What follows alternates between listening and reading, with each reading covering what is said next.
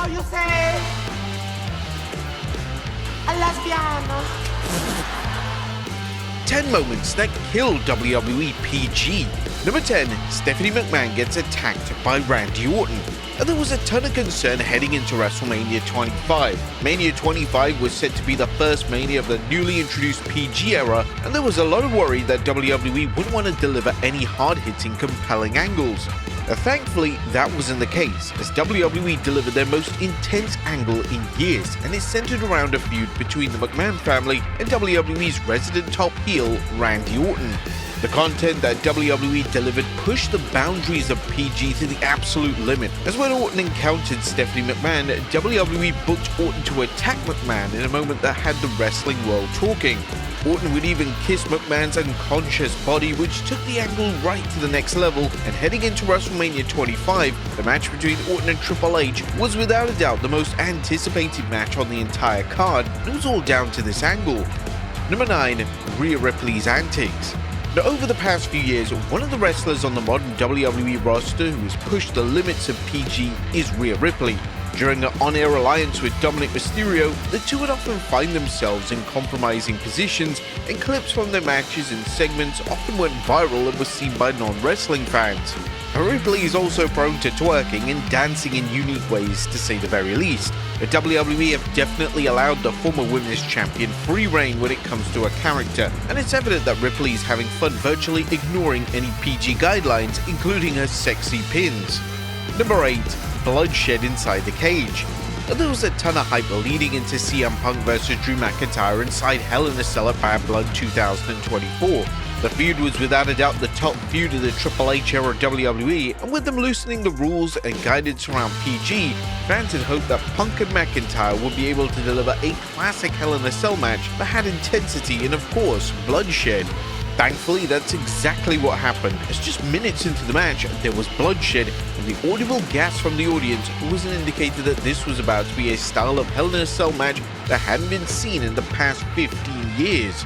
The spots in the match were completely wild, and WWE didn't just deliver a match that belonged in a bygone era, they delivered a match that saved the reputation of the Cell itself.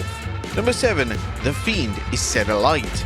Due to the COVID-19 pandemic, it allowed WWE to take major risks and shoot major angles in a more unconventional manner. One of the top feuds during this time period was between The Fiend and Randy Orton. This feud escalated when the two rivals collided in a Firefly Inferno match at TLC 2020. This match was notable, as the infamous match came to a close when Orton poured gasoline over The Fiend, setting him alight and seemingly putting a permanent end to him. Some fans did question how WWE were allowed to get away with it, especially because burning a man alive on television wasn't exactly family-friendly content. But despite the severe burns, The Fiend would eventually resurface on WWE programming, and they managed to show the impact of the burns on the character with the iconic wrestler introducing a new burnt attire. Basically, you couldn't kill the unkillable. Number 6. The Flaming Table. Now, in 2014, at the Extreme Rules pay-per-view, WWE attempted to make the pay-per-view extreme by having a flaming table spot in the main event, yet it ultimately led to severe criticism from fans.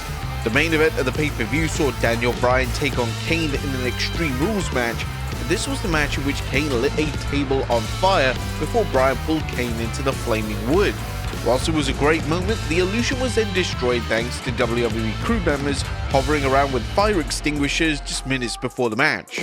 Obviously, it was appreciated and understandable why WWE did this, yet they could have presented the spot in such a way where it wasn't obvious what the spot was going to involve. Number 5. The Thumbtacks return. One of the weapons that was abolished from WWE when the company went PG in 2008 was thumbtacks. Thumbtacks are an extremely violent weapon, and one of the main issues with them is that they instantly cause the wrestler to bleed upon landing on them, and with WWE having a no-blood policy, the weapon was never going to be used again. But with that being said, at the 2016 Extreme Rules event, the Sinister Tax made a return during the Asylum match between Dean Ambrose and Chris Jericho.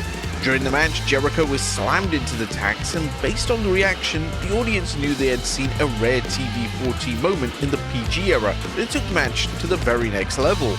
According to Jericho, during a 2016 edition of Talk is Jericho, he was shocked that Vince McMahon approved of the decision.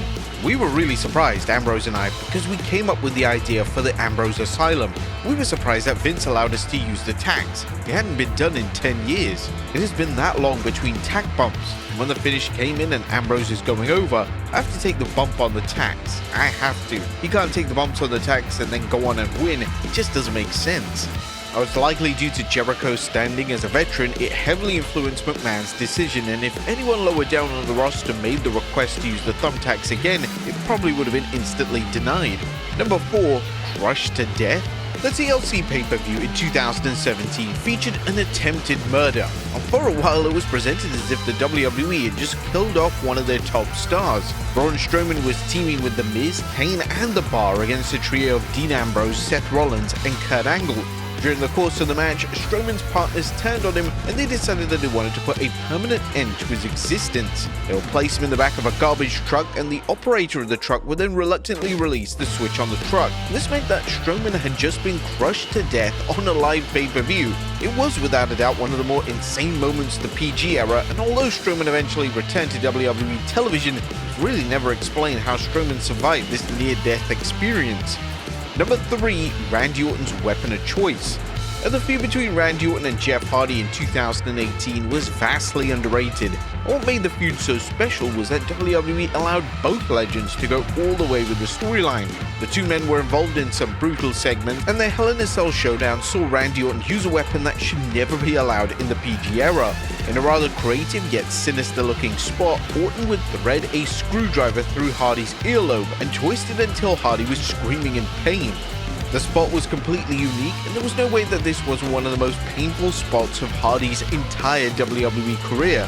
Jeff Hardy would discuss the notable spot during an interview with the 11th Hour, and according to the former WWE champion, the secret was to make it real tight but to ensure that the ear didn't come off clean.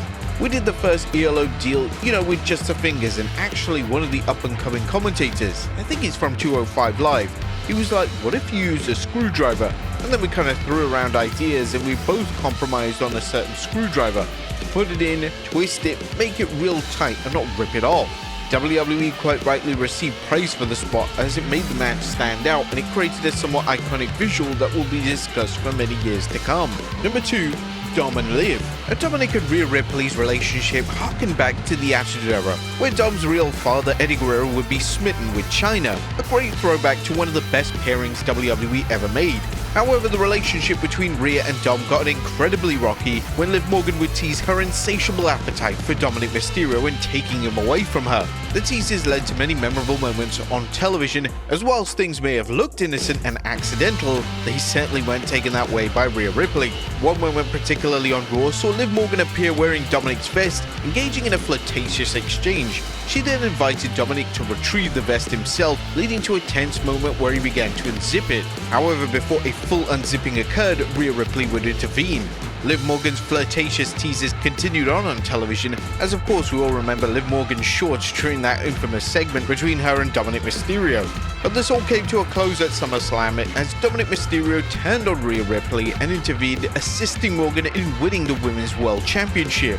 And number 1, The Rock's profanity. Now, it's often been said that any established PG rules or guidelines don't apply to The Rock. This has never been more clear than The Rock's run as a final boss in 2024. It was almost as if The Rock had no idea that WWE was a PG product, as every promo would feature some type of cursing or deviation away from the set PG guidelines. One of the most non-PG segments The Rock was involved in took place on the road to WrestleMania 40, and it saw the final boss ambush Cody Rhodes in the parking lot. This segment was filled with profanity, non-PG elements, and this is a case of The Rock doing whatever he wanted. Once the segment had concluded on Raw, The Rock took to Instagram to continue the beatdown, and this is where The Rock informed the world champion that he was going off script. What, just because the show's over? That doesn't mean shit stops. The Rock doesn't give an F. Show is over, then it stops?